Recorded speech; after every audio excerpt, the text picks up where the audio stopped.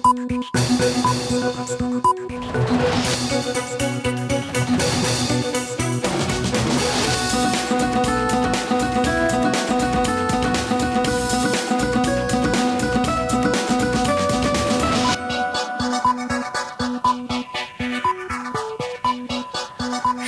সবাইকে, স্বাগত রাতের মাছরাঙা সংবাদে। আপনাদের সঙ্গে আছে আমি ফারহানা পারভিন। শুরুতে জানিয়ে দিচ্ছি গার্ডিয়ান লাইফ ইন্স্যুরেন্স সংবাদ শিরোনাম। এক ব্যক্তি সর্বোচ্চ 10 বছর প্রধানমন্ত্রী থাকার বিষয়ে একমত হলেও রাষ্ট্রের মূলনীতির প্রশ্নে ঐক্যমত্যে পৌঁছাতে পারেনি দলগুলো। জাতীয় ঐক্যমত্য কমিশনের সঙ্গে দ্বিতীয় দফায় 6ষ্ঠ দিনের বৈঠকে নিজেদের অবস্থান তুলে ধরে দলগুলো। জাতীয় সাংবিধানিক কাউন্সিলের পরিবর্তে সাংবিধানিক এবং সংবিধিবদ্ধ প্রতিষ্ঠানের নিয়োগ কমিটির প্রস্তাব দেয় কমিশন, যা নিয়েও ভিন্ন মত রয়েছে দলগুলোর। দেশে প্লাস্টিক দূষণ উদ্বেগজনক পর্যায়ে পৌঁছেছে। একে না ছাড়লে ধ্বংস পিছু ছাড়বে না বলেছেন প্রধান উপদেষ্টা। বাংলাদেশ চীন মৈত্রী সম্মেলন কেন্দ্রে পরিবেশ ও বৃক্ষ মেলা উদ্বোধন করে তিনি কথা বলেন। জলবায়ু পরিবর্তন মোকাবেলায় তরুণদের এগিয়ে আসার আহ্বান জানিয়ে তিনি বলেন, স্বল্প সময়ে নদী এবং বনভূমি সংরক্ষণে বেশ কিছু পদক্ষেপ নিয়েছে অন্তর্বর্তী সরকার। পিলখানা হত্যাকাণ্ডের সঙ্গে বিগত সরকারের রাজনৈতিক নেতাদের বিভিন্ন মাত্রায় জড়িত থাকার তথ্য পেয়েছে জাতীয় স্বাধীন তদন্ত কমিশন। আজ সংবাদ সম্মেলনে বলা হয়, বিগত সরকার রাজনৈতিকভাবে সমস্যা সমাধানের নামে কালক্ষেপণ এবং সশস্ত্র বাহিনী এবং অন্যান্য আইনশৃঙ্খলা বাহিনী নিষ্ক্রিয় থাকায় এ হত্যাকাণ্ড হয়েছে। এদিকে আন্দোলন অব্যাহত রেখেছে চাকরিচ্যুত বিডিআর সদস্য এবং তাদের পরিবারের সদস্যরা। শুনছিলেন শিরোনাম, এবার বিস্তারিত। এক ব্যক্তি 10 বছরের বেশি প্রধানমন্ত্রীর পদে থাকতে পারবে না, এই প্রস্তাব মেনে নিয়েছে বিএনপি। সংবিধান সংস্কার কমিশনের প্রস্তাবিত জাতীয় সাংবিধানিক কাউন্সিলের এনসিসি নাম পরিবর্তন করে নতুন নাম সাংবিধানিক ও সংবিধিবদ্ধ প্রতিষ্ঠানের নিয়োগ কমিটি দেওয়ার প্রস্তাব করা হয়েছে। আরও জানাচ্ছেন হাসনাইন তানভীর। বর্তমান সংবিধানে রাষ্ট্রের মূলনীতি হিসেবে জাতীয়তাবাদ, সমাজতন্ত্র, গণতন্ত্র এবং ধর্মনিরপেক্ষতা এই 4টি বিষয় রয়েছে। জাতীয় ঐক্যমত্য কমিশনের পক্ষ থেকে রাষ্ট্রের মূলনীতিতে সাম্য, মানবিক মর্যাদা, সামাজিক সুবিচার, গণতন্ত্র, ধর্মীয় স্বাধীনতা ও সম্প্রীতি এই বিষয়গুলো সংযুক্ত করার প্রস্তাব দেয়া হয় রাজনৈতিক দলগুলোর কাছে। রাজধানীর ফরেন সার্ভিস একাডেমিতে দ্বিতীয় দফার 6ষ্ঠ দিনের আলোচনার শুরুতে ঐক্যমত্য কমিশনের সহসভাপতি ডক্টর আলী রিয়াজ এ প্রস্তাব দেন। এ নিয়ে পক্ষে বিপক্ষে মত তুলে ধরে রাজনৈতিক দলগুলো, তবে এতে কোনো সিদ্ধান্ত না আসায় পরে আলোচনা হবে। আমরা বলেছি চায়ের মূলনীতি ঠিক রেখেই অন্য পয়েন্ট করতে হবে। আজকে মূলনীতির বিষয়ে এখানে কোনো ঐক্যমতের ভিত্তিতে কোনো সিদ্ধান্ত গৃহীত হয়নি। এখান থেকে কোনো সিদ্ধান্ত আসাটা অত্যন্ত দুরূহ ব্যাপার।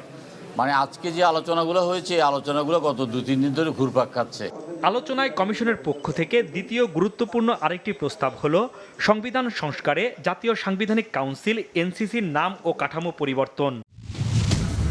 নতুন নাম সাংবিধানিক ও সংবিধিবদ্ধ প্রতিষ্ঠানের নিয়োগ কমিটি, যার সদস্য হিসেবে থাকবেন 7 জন, যারা হলেন প্রধানমন্ত্রী, নিম্ন ও উচ্চ কক্ষের স্পিকার, বিরোধী দলীয় নেতা, প্রধান বিরোধী দল ব্যতীত অন্য দলসমূহের একজন প্রতিনিধি, রাষ্ট্রপতির প্রতিনিধি, প্রধান বিচারপতির মনোনীত আপিল বিভাগের একজন বিচারপতি।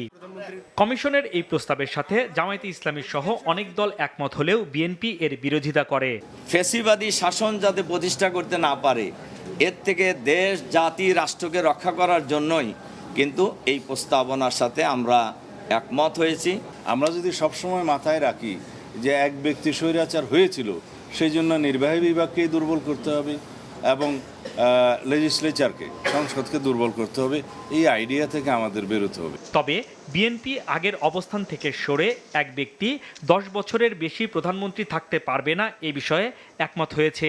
আর জাতীয় সনদ তৈরিতে রাজনৈতিক দলগুলোকে ছাড় দেওয়ার আহ্বান জানিয়েছেন ঐক্যমত্য কমিশনের সহসভাপতি। 10 বছরের বেশি কোনো ব্যক্তি প্রধানমন্ত্রী থাকতে পারবেন না, এই বিষয়ে আমরা একমত। তবে এই জাতীয় সংস্থাগুলো, এনসিসি বা সাংবিধানিক নিয়োগ কমিটি, এই জাতীয় সংস্থাগুলো যদি দিয়ে নির্বাহী বিভাগের সমস্ত কর্মকাণ্ডকে সমস্ত জায়গায় ইন্টারফেয়ার করার যেখানে সম্ভাবনা থাকে, এগুলো করা হয়, তাহলে আমরা সেই প্রস্তাবটা গ্রহণ করতে পারবো না। কোনো রকম ঐকমত্যে কিংবা এমনকি কোনো রকম উপসংহারে উপনীত হতে পারিনি।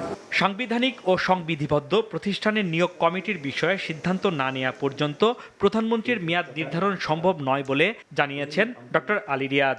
হাসনাইন তানভীর, মাছরাঙা সংবাদ, ঢাকা। প্লাস্টিক দূষণ ভয়াবহ উদ্বেগজনক পর্যায়ে পৌঁছেছে বলে মন্তব্য করেছেন প্রধান উপদেষ্টা। বাংলাদেশ চীন মৈত্রী সম্মেলন কেন্দ্রে পরিবেশ ও বৃক্ষ মেলা উদ্বোধন করে তিনি এ কথা বলেন।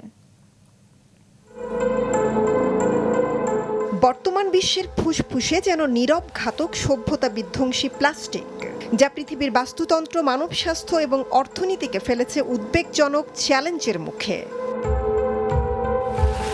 এবছরের পরিবেশ দিবসের প্রতিপাদ্য তাই প্লাস্টিক দূষণ আর নয়, বন্ধ করার এখনই সময়।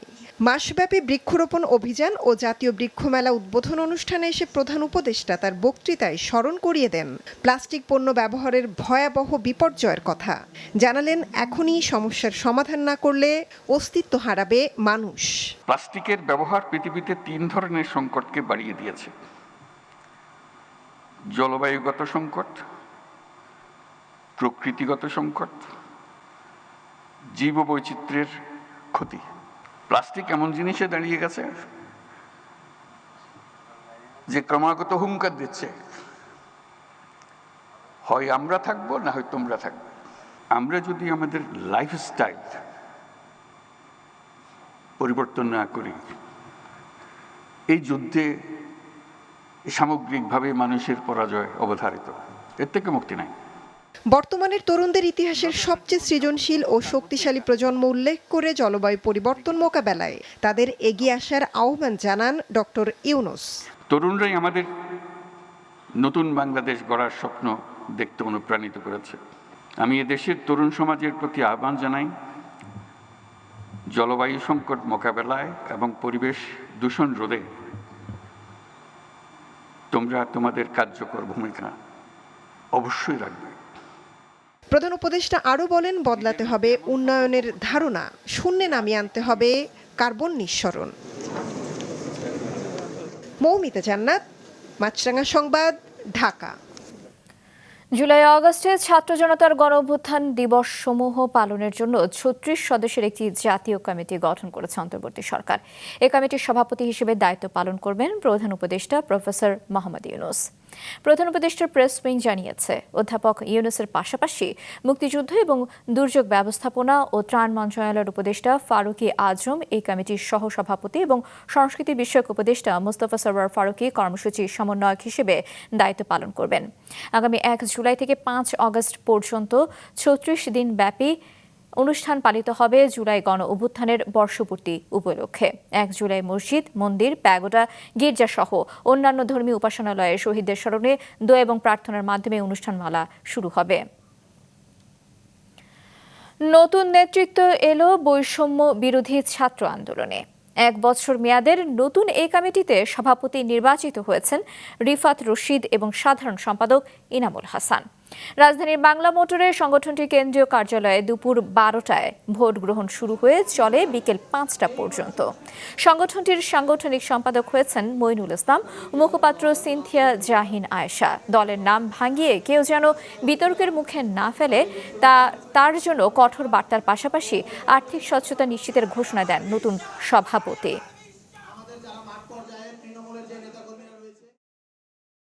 একটা কথা আমি স্পষ্ট করে বলে দিতে চাই, এখন আর বৈষম্য বিরোধী ছাত্র আন্দোলনের ব্যানারকে ব্যবহার করে, প্ল্যাটফর্মকে ব্যবহার করে, পদ পদবীকে ব্যবহার করে কোনো প্রকার চাঁদাবাজি, দুর্নীতি বা কোনো প্রকার অনিয়ম করার ন্যূনতম সুযোগ আমরা দেব না।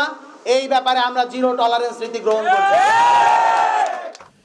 পিলখানা হত্যাকাণ্ডের সঙ্গে বিগত সরকারের রাজনৈতিক নেতৃবৃন্দের বিভিন্ন মাত্রায় জড়িত থাকার তথ্য পাওয়া গেছে বলে জানিয়েছেন জাতীয় স্বাধীন তদন্ত কমিশনের সভাপতি অবসরপ্রাপ্ত মেজর জেনারেল আলম ফজলুর রহমান।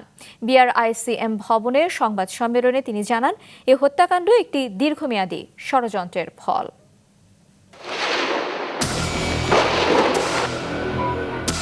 25শে ফেব্রুয়ারি 2009 তৎকালীন বিডিআর, বর্তমান বিজিবির সদর দপ্তর কেঁপে ওঠে একদল বিপদগামী জওয়ানদের নৃশংসতায়।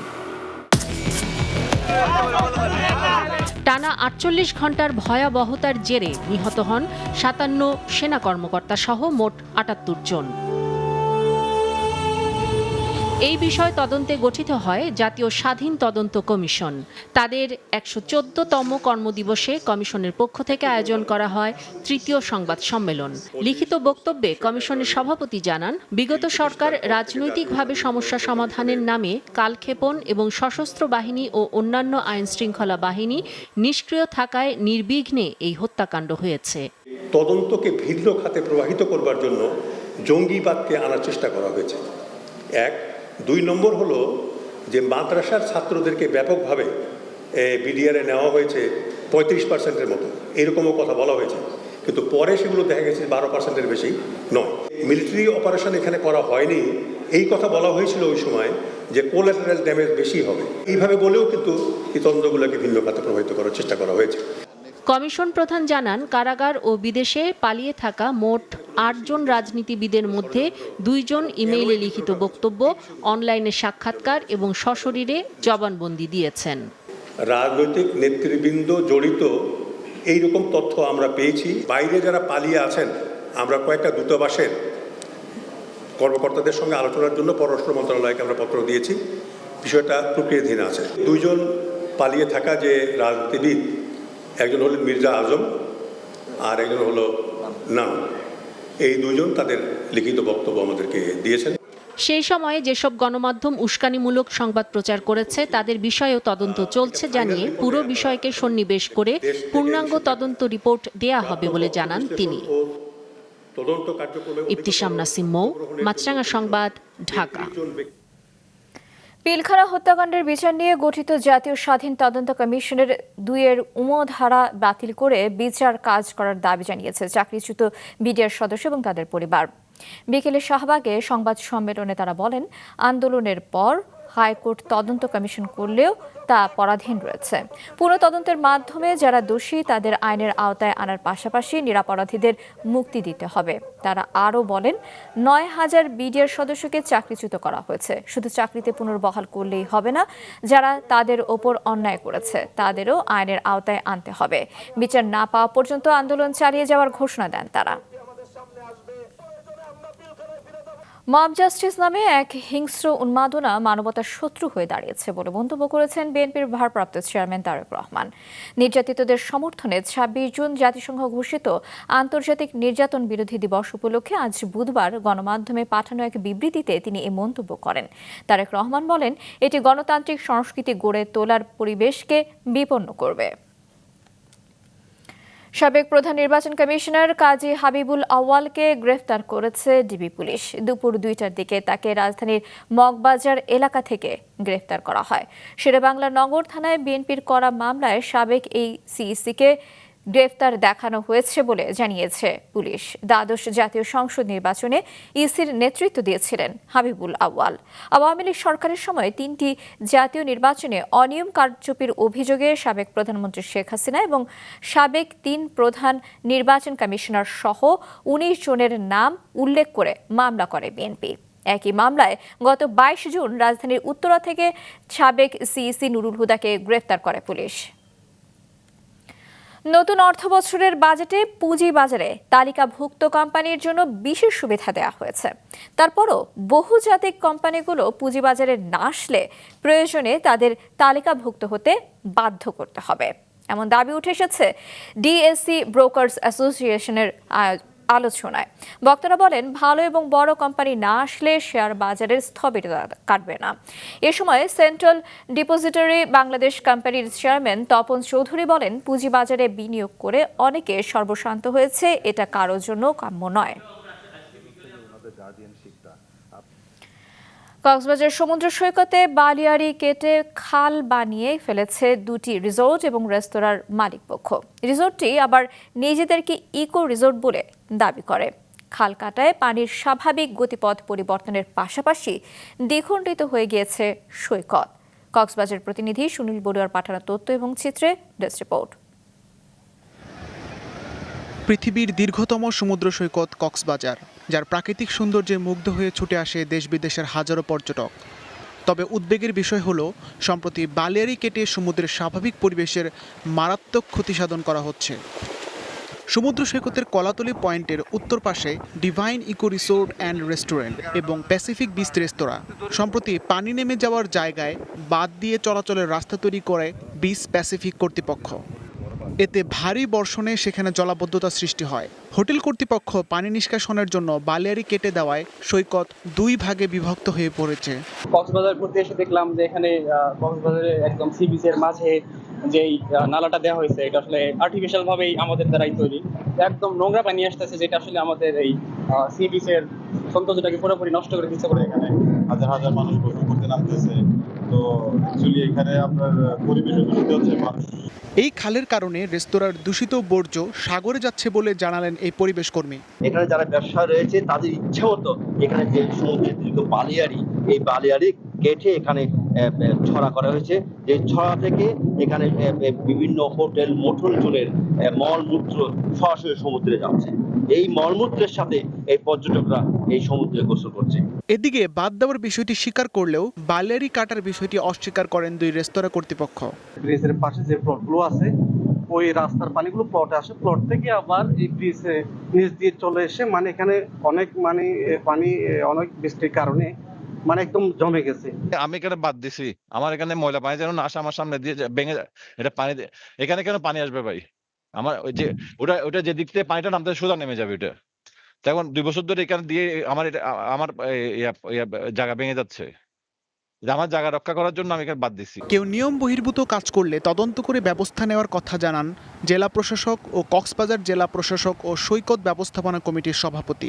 কক্সবাজার উন্নয়ন কর্তৃপক্ষ আছে, কক্সবাজার পৌরসভা আছে, এখানে প্রত্যেকেই কিন্তু আমাদের তাদের ভিজিলেন্স টিম কাজ করছে এবং যদি কোনো অবৈধ কোনো পন্থায় তারা যদি নিষ্কাশনের ব্যবস্থা করেন, এটি উভয় কর্তৃপক্ষের দেখার সুযোগ রয়েছে। জেলা প্রশাসন এই বিষয়টি তদারক করবে।